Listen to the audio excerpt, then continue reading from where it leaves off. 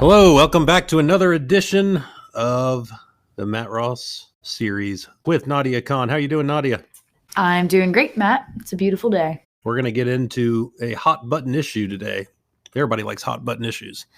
Makes it fun. So the topic today, and this is really important, but we're going to talk about whether or not your circumstances determine your success in life or your decisions or decision-making ability. Are we products of our circumstances, or are we product of lots of little decisions we make throughout life? This is super important if you're in college or if you're in high school, even middle school, because a lot of the decisions you make now will have a big impact on your life.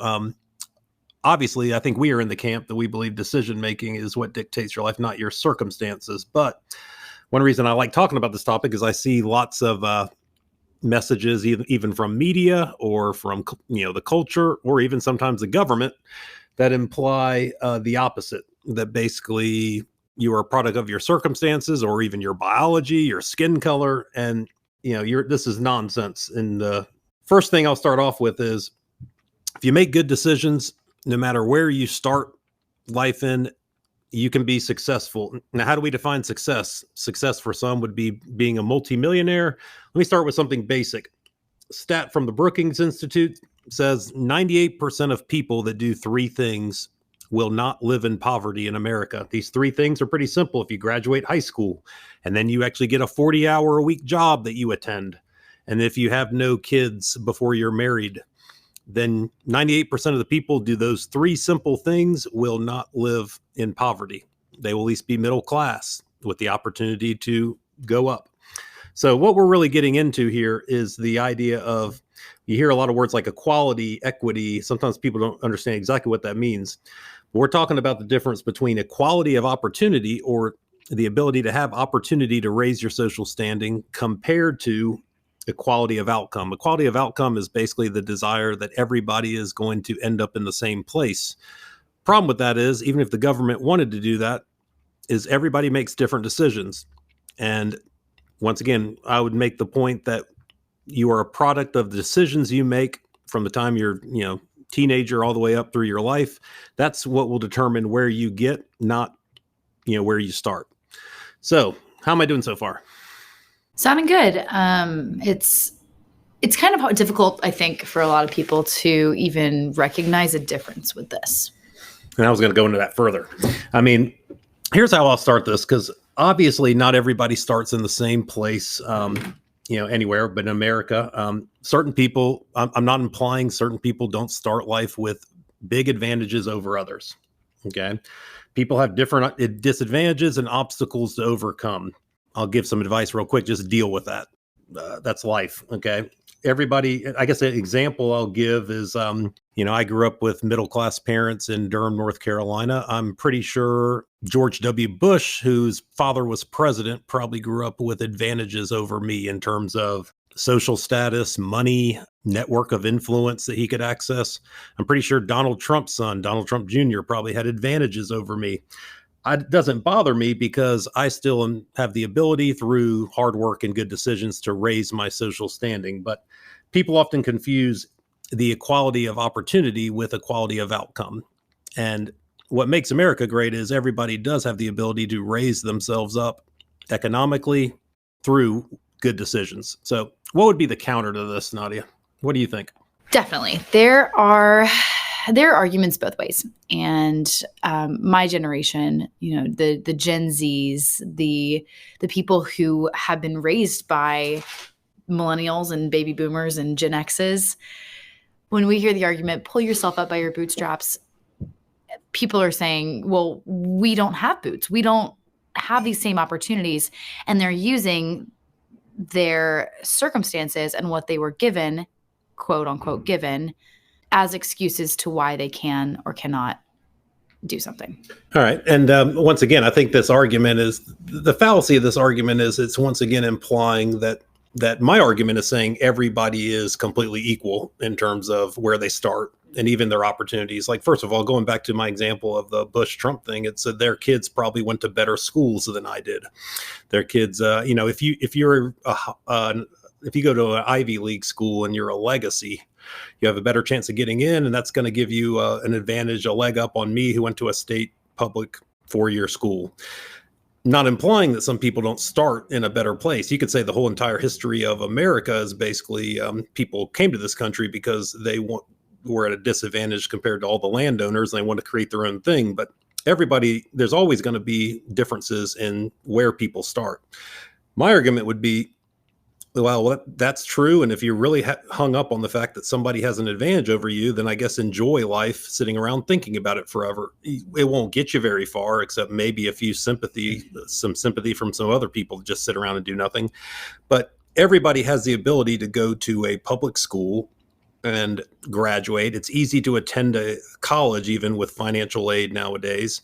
And everybody has control over their decisions with how they deal with money, whether they save it or spend it, how they deal with their life in terms of having kids before they're married or ready. I'm not judging anybody that does that, but it's going to be an impediment to some things if you have kids before you're married. Everybody has the ability to work a job. There are so many millions of jobs in America right now that are not filled. Now, are these jobs that pay $1 million? No, but they are starting places. They are places that you can start, and over time, we're talking about a slow process. Over time, you can work hard and make good choices, and you can at least be middle class. And then if you work even harder, you could raise up another class. But the alternative to this is just basically sort of a victim mentality that allows people to say life isn't fair because so-and-so has this. My point is, it's not going to get you very far. All it's going to do is make you mad and accept it. If you're living in America, you have it better than people who live in Cuba.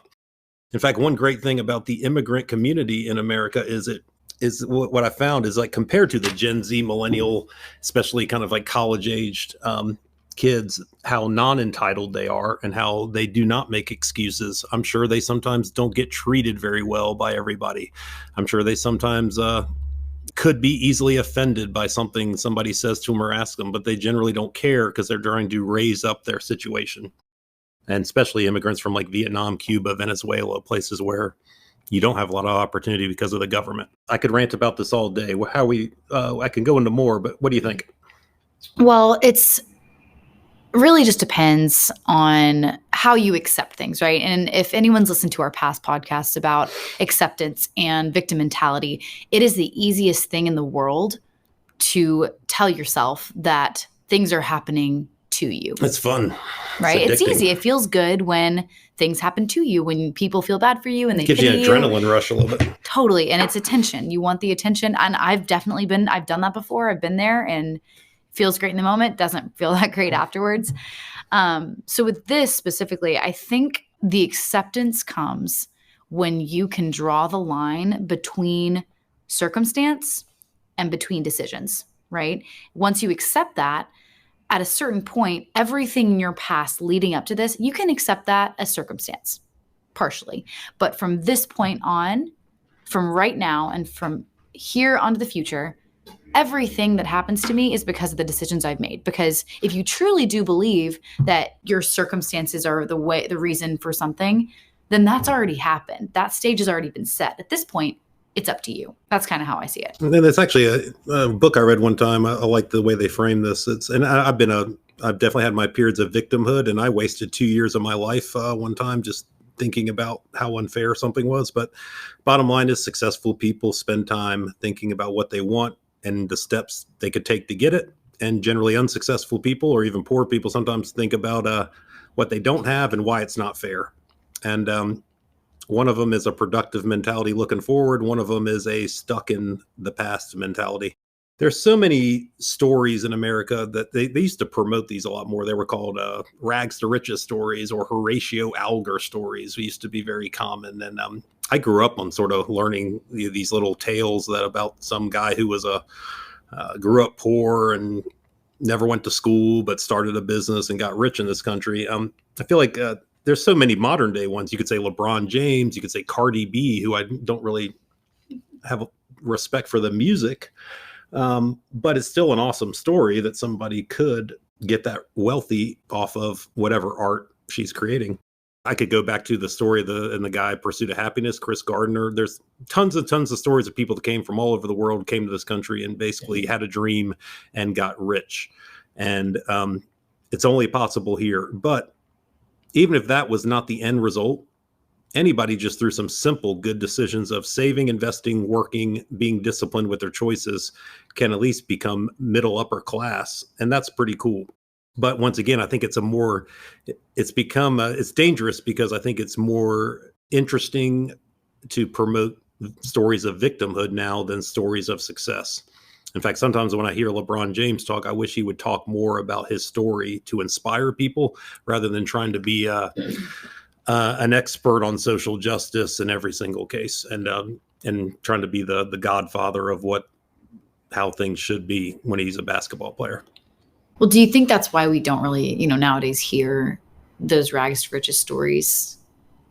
Because they're focused on the victimhood over the stories of victimhood. And I don't know why this happened, but I feel like stories of victimhood are more, they sell better in some ways. I think people have a craving for it. I think anything involving race or division is the media will promote often inaccurately just because it sells. Division or victimhood is always gets a lot more attention than sort of the feel good stories nowadays. And I don't know what that says about our culture, but I do think that's true.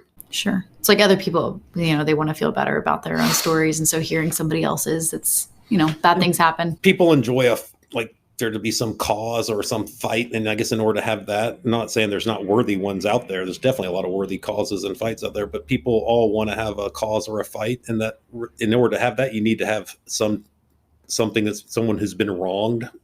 And so it's a lot more interesting to talk about that than talk about somebody who was wronged or had a disadvantage and overcame it. Sure. And follow-up question, with the few stories, the few rags to riches stories that we do see today, what are the commonalities between those people and between the stories that would actually help somebody now? And what would they learn from those?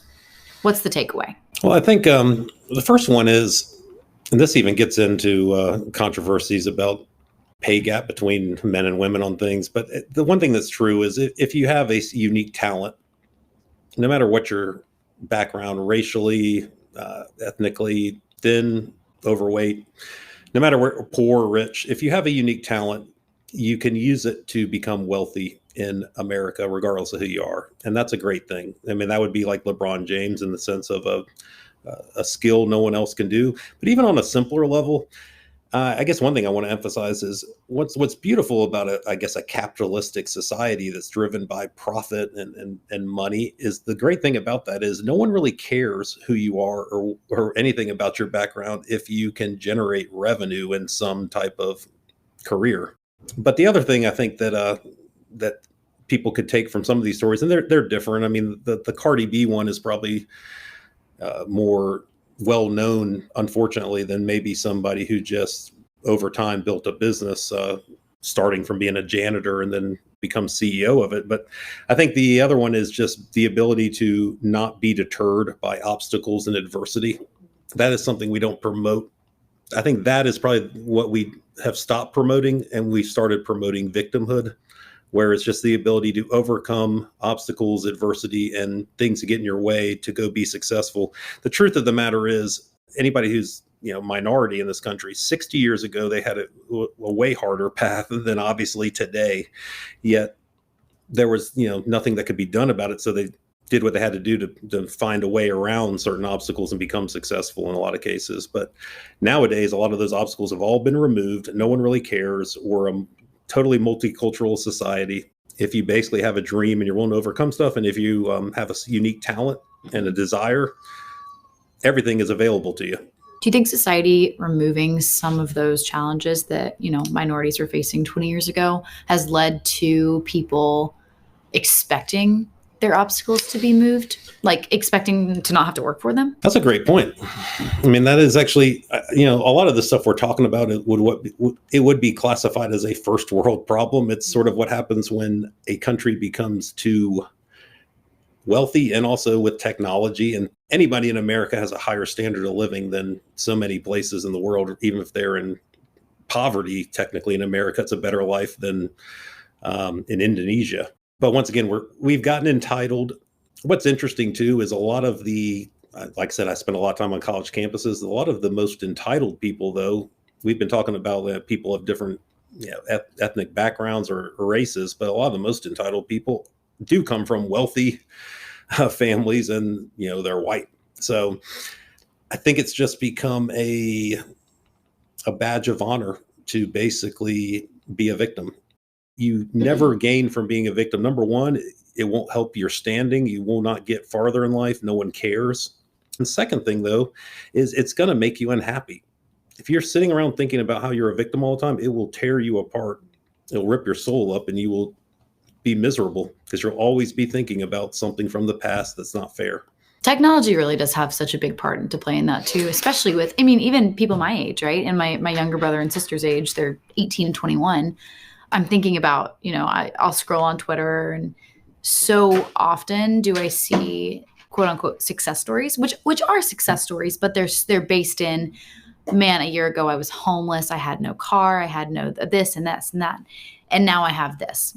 And the good thing about that, the majority of those are, I didn't have any of this stuff and I worked until I had it. And obviously I wasn't having this conversation 20 years ago, right? But I can imagine that with the spread of social media and technology and information, being able to see everybody else's struggles has totally changed the way that people think about their own struggles from 20 years ago to now. Mm-hmm. Your struggles don't mean any less just because you see everybody else's, right? They're still important, and there's still options and ways to fix those things. But the world is not just struggling. The world is not just victimhood, as much as it looks like that when you go online sometimes. I just think that's something important to remember. What year did you graduate high school? 2017. I'm just curious. You're younger than me. When, in general, I'm thinking you went to a pretty good public school, or were you taught that basically the theme of what we've been talking about, or were you taught a lot about different, some people having disadvantages that prevents them from being successful in society? I think I'm a little bit biased, honestly, less so with the social media stuff and more in the place that I grew up. And I think a lot of people can relate to this. I grew up in a school. The school district that I was in Tennessee was the best in the state, right? One of the best in the country. So the public schools were really great, and people did have a lot of opportunities. My school was interesting because it was split between two cities. Half of the kids were from one of the more well-off cities, and the other half was from the more lower middle class part of the area. And I remember going into freshman year of high school, there was this blend of the two cities.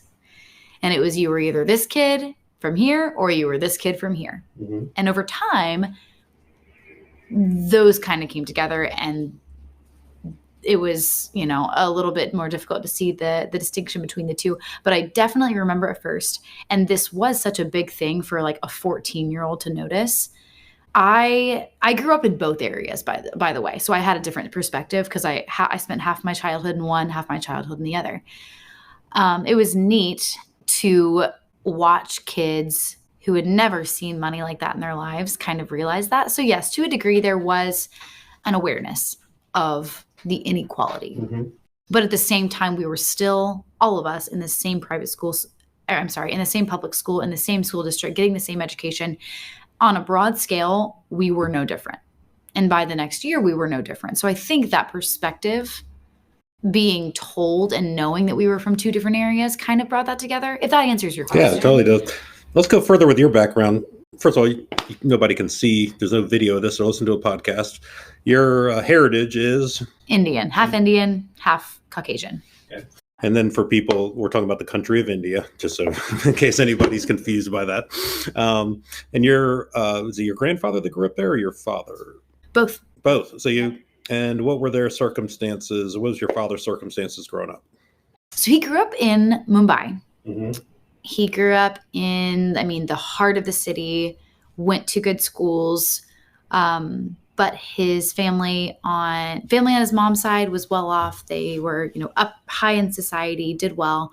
On his dad's side, they were from the village. Mm-hmm. And that's not an uncommon thing. Like, here in the U.S., we think from the village. It's, it Yeah. seems kind of crazy, but a lot of people are from the village in India. Yeah. There are a lot of people in India.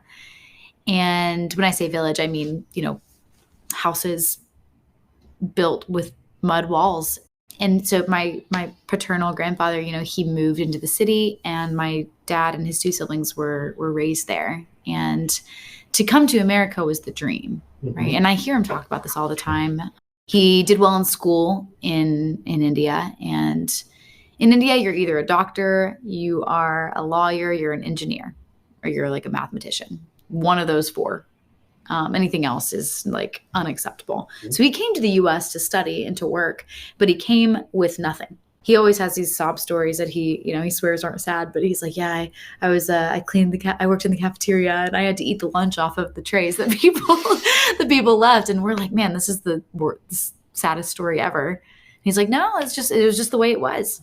He did the same internship that we did, right? The sales job. He sold books. Yep. And then either way, he's doing extremely well financially now, or he's made a good life for you and done well for himself, pretty well, really well. And then, so obviously no victimhood there, made good choices, worked hard, did well growing up in Mumbai and coming here. Then we'll just continue with your story a little bit, just kind of tie in some other topics. You went to University of Alabama. I did. I don't know, were there that many Indian Americans there? No, not many. A handful, but we're few and far between. Because I think, we can go off on this tangent probably for a while. I'll keep it relatively short, but I also think it's become sort of a thing where, I don't know, we've become so race conscious in America now, where we're dividing people based off of some ridiculous label like Asian American, Latino or Latina or Latinx, or did you ever feel like the outsider coming to the University of Alabama because of your heritage? Not really. Oh, good. I think, and which is lucky. I mean, I think many, and I definitely felt that way, like more as a kid, more in elementary school, more middle school, when I was, again, living in this great place that we did live. And it's because your skin color is a little different. Your last name's Khan. Yeah. Totally.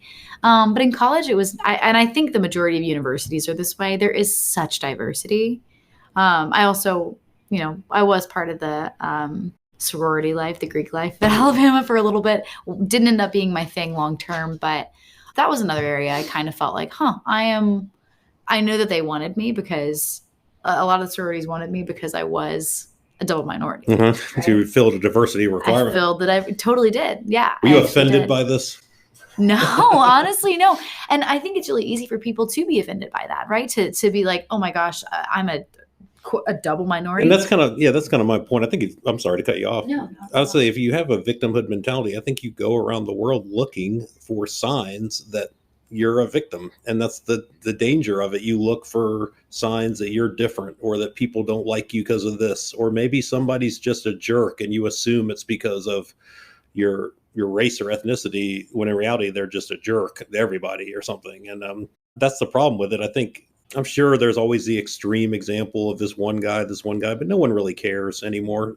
And even if somebody did experience something like that, you can either just forget about it and overcome and just keep charging forward towards what you're trying to accomplish, or you can sit around and be a victim. And we need to send the message more to young people that they have no excuse but to be successful.